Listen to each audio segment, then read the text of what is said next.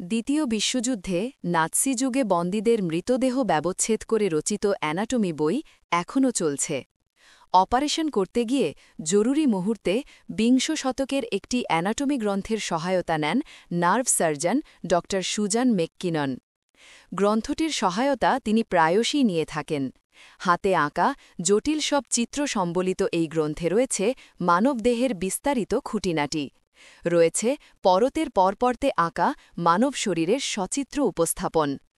পার্নকফ topographic anatomy of man বা পার্নকফ প্রণীত মানবদেহের অঙ্গপ্রত্যঙ্গের সচিত্র বিবরণ সম্বলিত এই গ্রন্থটি দুনিয়ার সেরা সচিত্র অ্যানাটমি পুস্তক হিসাবে বিবেচিত।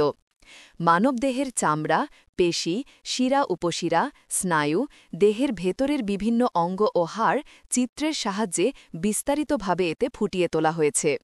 কিন্তু পার্নকফের বইটি এখন আর বাজারে নেই, তাই কয়েক খণ্ডে প্রকাশিত এই গ্রন্থের পুরনো একটি সেট নিজের সংগ্রহে রাখতে এমনকি কয়েক হাজার পাউন্ড খরচ করতেও দ্বিধা করেন না আগ্রহীরা। চড়া মূল্যের এই গ্রন্থ কেউ কেউ ক্লিনিকে, গ্রন্থাগারে বা বাড়িতে সাজিয়ে রেখে প্রদর্শন করে। এই বইয়ের আছে এক রক্তাক্ত ইতিহাস।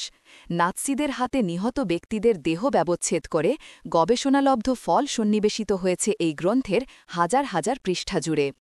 সমালোচকেরা মনে করেন, গ্রন্থটির যেহেতু কালো ও মর্মান্তিক এক ইতিহাস রয়েছে, তাই এটি ব্যবহারের প্রসঙ্গে নৈতিকতার প্রশ্ন জড়িত। ড মেককিনন বলছিলেন, বইটির ইতিহাস তাকে অস্বস্তি দেয়, কিন্তু এই বইয়ের সহায়তা ছাড়া অনেক সময় সে নির্ভুলভাবে কাজই করতে পারে না। দ্বিতীয় বিশ্বযুদ্ধের সময় গণহত্যা থেকে বেঁচে যাওয়া ব্যক্তি রাব্বি জোসেফ পোলক। হেলথ ল বিষয়ের এই অধ্যাপক পার্নকফের এই গ্রন্থটিকে একটি মোরাল এনিগমা বা নৈতিক ধাঁধা হিসাবে উল্লেখ করেছেন।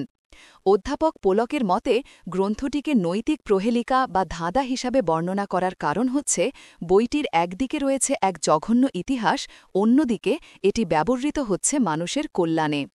নাৎসিবাদী খ্যাতিমান ডাক্তার এডওয়ার্ড পার্নকফের ২০ বছর মেয়াদী একটি প্রকল্প ছিল এই অ্যানাটমি গ্রন্থ। সহকর্মীদের ভাষ্যানুযায়ী পার্নকফ ছিলেন নাৎসিবাদের উগ্র সমর্থক, এমনকি কর্মস্থলেও তিনি রোজ নাৎসি ইউনিফর্ম বা উর্দি পরে যেতেন। তাকে যখন ভিয়েনা বিশ্ববিদ্যালয়ের মেডিকেল স্কুলের ডিন পদে নিয়োগ দেয়া হয়, তখন তিনি সকল ইহুদি সহকর্মীদের বরখাস্ত করে দেন। বরখাস্তদের মধ্যে এমনকি ৩ জন নোবেল বিজয়ীও ছিলেন।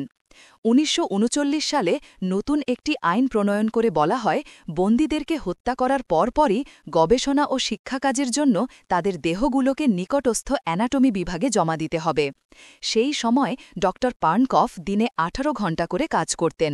মৃতদেহগুলো একের পর এক ব্যবচ্ছেদ করতেন, আর তার সাথেই থাকত একদল আঁকিয়ে, তারা সেগুলোর ছবি আঁকত। মৃতদেহ দিয়ে অ্যানাটমি বিভাগগুলো কখনো কখনো উপচে উঠত। বিভাগগুলোতে আর মৃতদেহের স্থান সংকুলান হবে না দেখে এমনকি কখনো কখনো বন্দি শিবিরগুলোতে হত্যাকাণ্ড সাময়িক স্থগিত করা হয়েছে। হার্ভার্ড বিশ্ববিদ্যালয়ের ড সেবিন হিল্ডাব্রান্ড বলছিলেন, পার্নকফের গ্রন্থে যে ৮০০ চিত্র রয়েছে, তার মধ্যে অন্তত অর্ধেকই এসেছে রাজনৈতিক বন্দীদের থেকে। এই সব বন্দীদের তালিকায় সমকামী নারী পুরুষ, জিপসি, রাজনৈতিক ভিন্নমতাবলম্বী ব্যক্তি ও ইহুদিরা ছিলেন। এই অ্যাটলাসের প্রথম খণ্ডটি প্রকাশ হয় ১৯৩৭ সালে। বইটিতে ইলাস্ট্রেটর হিসাবে এরিক লেপিয়ের ও কার্ল এন্ট্রেসের স্বাক্ষর এবং স্বস্তিকা চিহ্ন রয়েছে। এমনকি ১৯৬৪ সালে ইংরেজি ভাষায় ২ খণ্ডে গ্রন্থটির যে সংস্করণ বের হয়, সেখানেও আদি স্বাক্ষর ও নাৎসি চিহ্ন ছিল। পরবর্তীতে নাৎসি চিহ্ন ঢেকে দেয়া হয়। এই অ্যানাটমি অ্যাটলাসের হাজার হাজার কপি দুনিয়া জুড়ে বিক্রি হয়েছিল এবং অনুদিত হয়েছিল ৫টি ভাষায়। বইটির মুখবন্ধে এটিকে দুর্দান্ত অঙ্কন সম্বলিত সচিত্র একটি অসাধারণ শিল্প হিসাবে উল্লেখ করা হয়, কিন্তু একটি বারের জন্যেও উল্লেখ করা হয়নি এর পেছনের রক্তাক্ত অতীত। ১৯৯০ দশকের দিকে চিকিৎসা বিজ্ঞানের শিক্ষার্থী ও শিক্ষকেরা প্রথম প্রশ্ন করতে শুরু করে যে, এই গ্রন্থে যাদের ছবি অঙ্কন করা হয়েছে তারা কারা। অতপর গ্রন্থটির কালো ইতিহাস প্রকাশ পাবার পর ১৯৯৪ সালের দিক থেকে বইটি আর বাজারে পাওয়া যায় না। রয়্যাল কলেজ অফ সার্জনস বলেছে, গ্রন্থাগার বা ইতিহাসের প্রয়োজন ছাড়া ইংল্যান্ডে গ্রন্থটি ব্যবহার করা হয় না।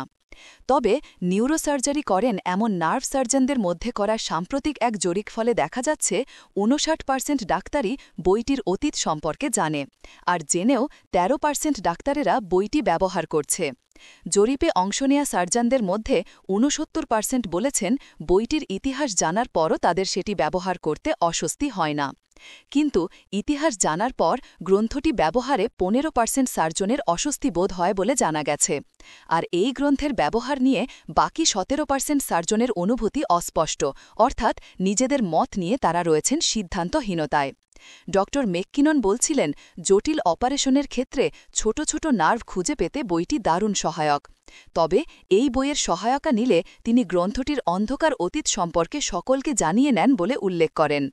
বইটির ব্যবহার নিয়ে গত বছর এক ধরনের মতৈক্যে পৌঁছান রাব্বি পোলক এবং চিকিৎসা ইতিহাসবিদ ও মনোরোগ বিশেষজ্ঞ অধ্যাপক মাইকেল গ্রোডিন।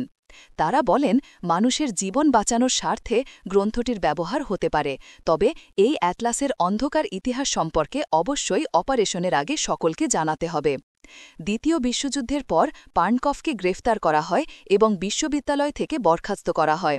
যুদ্ধবন্দী হিসেবে ৩ বছর তিনি হাজতবাসও করেন, কিন্তু পরে তার বিরুদ্ধে আর কোনো অভিযোগ গঠন করা হয়নি।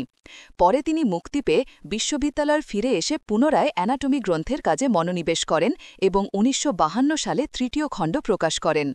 ১৯৫৫ সালে চতুর্থ খণ্ড প্রকাশের ঠিক আগেই তিনি মারা যান। অ্যানাটমি অ্যাটলাস প্রকাশের পর কেটে গেছে ৬০ বছরের অধিক কাল, অথচ মানব শরীরের অঙ্গ ব্যবচ্ছেদ বিষয়ে এখনও এটি সেরা সচিত্র গ্রন্থ বলে মনে করেন অ্যানাটমির শিক্ষক ড হিল্ডাব্র্যান্ড। ব্রিস্টল বিশ্ববিদ্যালয়ের বায়োএথিস্ট ড জোনাথন আইভিস বলছিলেন, এই গ্রন্থে রয়েছে বিস্ময়কর বৃষদ চিত্রাবলী, কিন্তু এই বইয়ে লেগে আছে এক ভয়ানক ইতিহাস। তাই এই গ্রন্থ ব্যবহার করে উপকার বা সুবিধা নিলে সেই অন্যায়কেই কোনো না কোনোভাবে সমর্থন করা হয় বলে তিনি মনে করেন। তবে ব্যবহার না করলে গ্রন্থটি যে হারিয়ে যাবে সে বিষয়ে তিনি উল্লেখ না করে পারেন না। আর ড মেককিননের মতে চিকিৎসা ও শিক্ষার সুবিধার জন্য যে উপকরণই পাওয়া যায় তিনি সেটির সহায়তা নেয়ার পক্ষে। তাছাড়া তিনি মনে করেন, এই অ্যানাটমি অ্যাটলাস যদি কালের গর্ভে হারিয়ে যায় তাহলে নার্ভ বা স্নায়ুর অপারেশনের সুবিধাদি যেন বহু যুগ পিছিয়ে পড়বে।